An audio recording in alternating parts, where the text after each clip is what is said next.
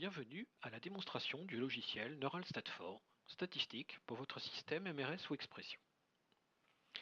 L'écran principal affiche les informations sur l'état du système sur plusieurs zones. En premier lieu, l'intervalle de date nous rappelle à quelle date sont prises en compte les analyses à partir de vos fichiers de données actifs sur le serveur. D'abord, sur la gauche, la répartition des comptes montre les proportions de comptes en fonction de leur affectation en boîte vocale ou unifiée. Le système distingue les comptes Exchange, Note et SMTP. Ensuite, au-dessous, se trouve un récapitulatif des principaux compteurs sur les fax et SMS.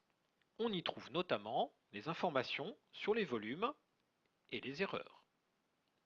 Sur la droite de l'écran se trouvent des informations sur la partie messagerie vocale, et notamment le top 10 des consommateurs et la répartition des messages juste en dessous. Ces valeurs permettent notamment de voir s'il y a beaucoup de messages non consultés par l'indicateur des messages vocaux actifs. Le top 10. On se pose souvent la question de savoir quels utilisateurs, groupes ou services utilisent les ressources exactement. À l'aide de cet onglet, en un coup d'œil, il est possible par type de média de savoir qui consomme quoi. Nombre de messages vocaux, fax ou SMS. À tout moment, si l'information m'intéresse, je peux l'imprimer, l'exporter sous Excel ou, à l'aide de l'icône de changement rapide, voir les données du tableau sous forme d'une table. Et enfin, si les données sont plus importantes, je peux à tout moment agrandir la table de façon à avoir plus d'informations. Donc réduisons la table, raffichons le graphique. En passant la souris sur un élément, une bulle est affichée qui va donner des indications complémentaires sur les données, et ici par exemple permettre de cibler le consommateur par son nom. Sur la gauche, à tout moment, vous retrouverez la liste des groupes, des compagnies et des départements. Par exemple, ici, on voit que la compagnie GSH a 75 messages. Lorsque je clique sur le nom de la compagnie, le serveur recalcule automatiquement par une analyse multidimensionnelle permettant de cibler le ou les groupes associés, et on voit qu'il s'agit du groupe YACG. Et on pourra voir également la liste des départements concernés. Une fois l'analyse faite et les données extraites,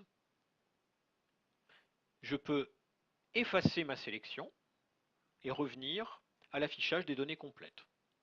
Et à tout moment, si je veux revenir sur ma sélection, je peux utiliser plusieurs fois les boutons précédents. Je reviens donc à ma sélection GSH ou suivant pour revenir à l'état courant.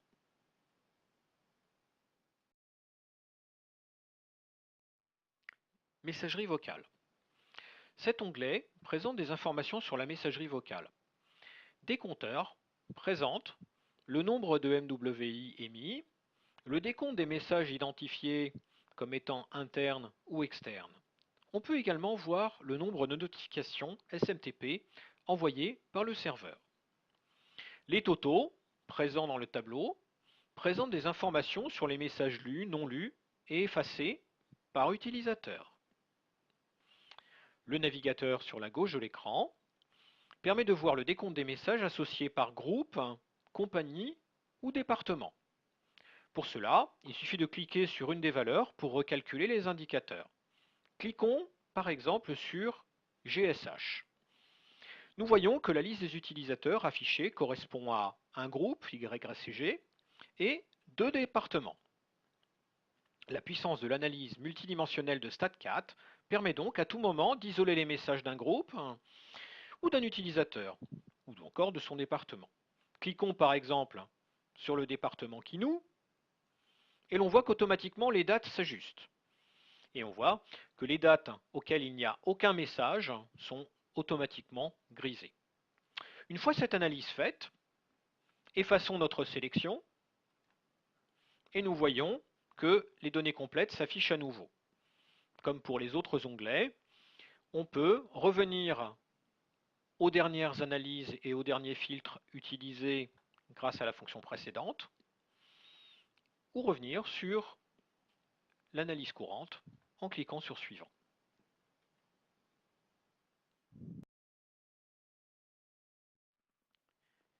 Messagerie vocale par période. Pour compléter les informations générales sur les messages vocaux reçus, Statfor affiche également quelques graphiques très utiles présentant le trafic par heure, par jour ou par mois. On voit ici par exemple la répartition des messages reçus par heure et à tout moment, je peux imprimer, exporter vers un fichier Excel, afficher les autres formes de graphiques disponibles pour les mêmes données ou le tableau des données lui-même. Si je passe la souris sur le 20 décembre par exemple, je vois que 65 messages ont été déposés.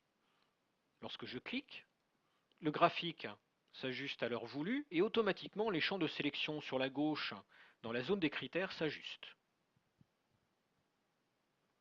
De même, on voit la date immédiatement s'ajuster également. Deux autres types de graphiques sont disponibles pour les mêmes informations.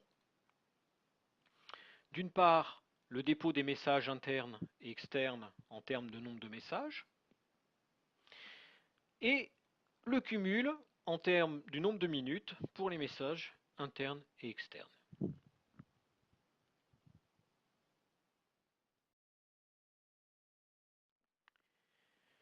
Les fax. Le suivi des fax est un élément important dans l'entreprise et Statfor apporte simplement nombre de réponses sur les volumes et le trafic.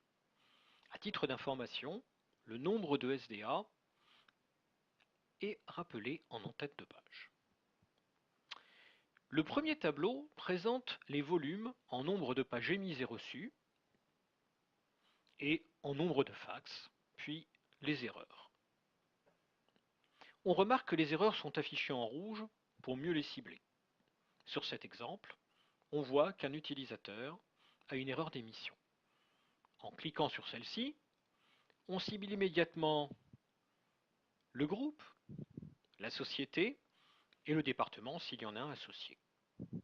De même, si l'on souhaite suivre le trafic de fax d'un département particulier, eh bien, il suffit de cliquer dessus. Par exemple, le compagnie GSH nous donne, dans cet exemple, un utilisateur qui a envoyé un nombre de fax important par rapport aux autres, 18 fax. Curieux de savoir d'où ils proviennent. On voit qu'il s'agit non pas d'un envoi groupé puisqu'il y a 22 pages reçues pour 18 émissions. Et dans le tableau d'activité, on se rend compte qu'il s'agit d'une activité régulière puisque le nombre de dates en en-tête n'est pas totalement grisé. Il ne s'agit pas d'une date particulière. Par la suite, on peut cibler le nombre de fax envoyés par heure ou par jour pour cet utilisateur ou sur l'ensemble de l'activité pour la société.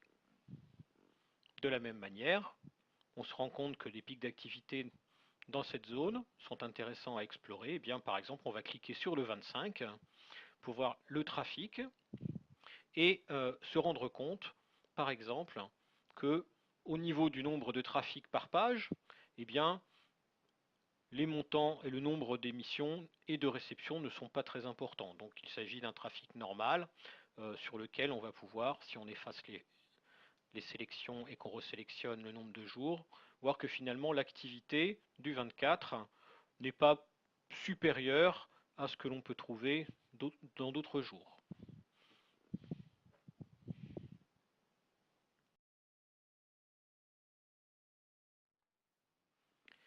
Fax rapport. Souvent, lorsque l'on parle de fax, on cherche à faire des regroupements, soit à des fins d'analyse, soit à des fins de refacturation interne.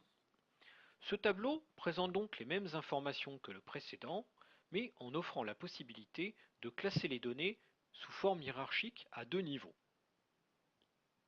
Les niveaux de tri se programment simplement en entrant le nom du champ dans les zones prévues à cet effet, pour le premier niveau et pour le second niveau. On retrouvera ces noms de champs en en-tête du tableau de manière dynamique et les données se recalculeront ainsi automatiquement dès que l'on changera éventuellement de champ. Pour simplifier la lecture des sections du tableau, eh bien, on peut les ouvrir et les fermer de manière très simple à l'aide du petit plus et les refermer à l'aide du petit moins. Chaque section présente son sous-total pour simplifier le regroupement. Et je peux naturellement, si je veux éditer juste un mois, juste un jour, cliquer sur le navigateur au-dessus du tableau pour restreindre les données à une date. Je peux par exemple m'amuser à cliquer sur le 17 décembre pour voir les données qui y sont associées. Et j'obtiens automatiquement le tableau regroupé de la même manière pour la date en question. Je peux prendre donc un jour, un mois, une année, plusieurs jours, sélectionner, faire de la multisélection, etc. Et naturellement, à tout moment, si l'information m'intéresse, je peux soit l'imprimer, soit l'exporter vers Excel.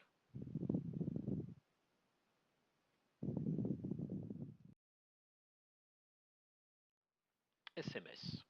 Le suivi des SMS lorsque l'option est disponible est important, car il permet de contrôler le trafic et de réaffecter les éventuels coûts en interne des émissions. On peut également voir s'il existe des goulots d'étranglement à certaines heures de la journée. Le tableau présente le décompte des émissions, des réceptions et des erreurs s'il y en a. Les niveaux de tri se programment très simplement en entrant le nom des champs pour un premier et un second niveau qui créeront automatiquement des regroupements et des totaux automatiques. On peut voir que le nom des colonnes s'ajuste automatiquement ainsi que les données dans le tableau. En complément, il existe un graphique que l'on peut afficher soit sous forme de tableau de données, soit sous forme d'histogramme par heure, par jour et par mois.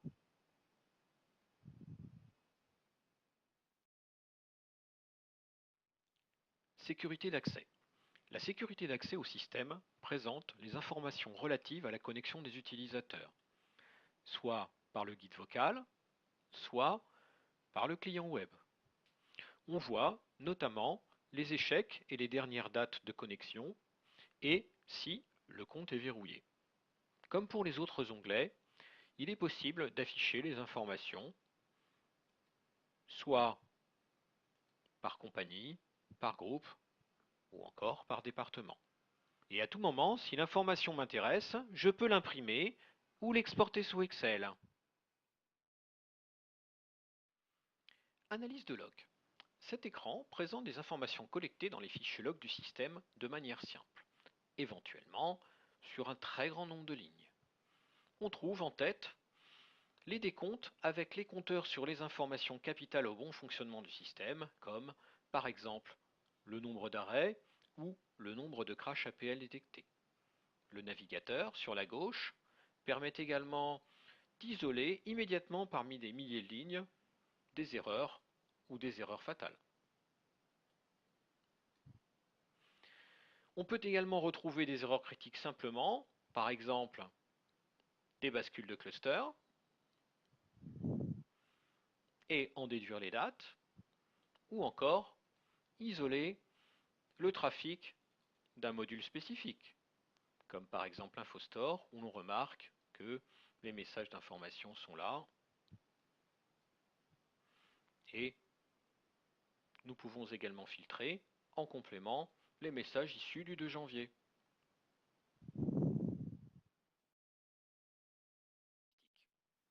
Cet écran permet de suivre les courbes relatives aux erreurs et au trafic, notamment en voix sur IP-SIP. Une première fenêtre présente le volume d'erreurs détectées par heure, par jour ou par mois.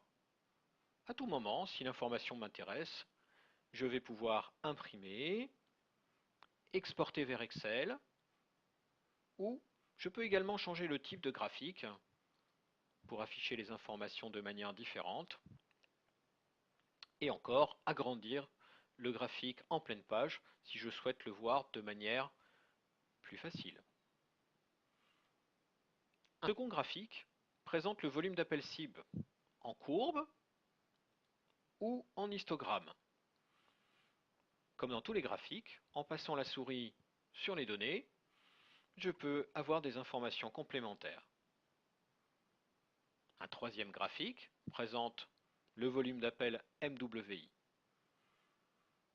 Suivant le même principe à tout moment, si l'information m'intéresse, je peux l'imprimer ou l'exporter vers Excel, la filtrer à l'aide du navigateur de date, ou encore afficher les informations sous forme de courbes ou d'histogrammes de manière différente.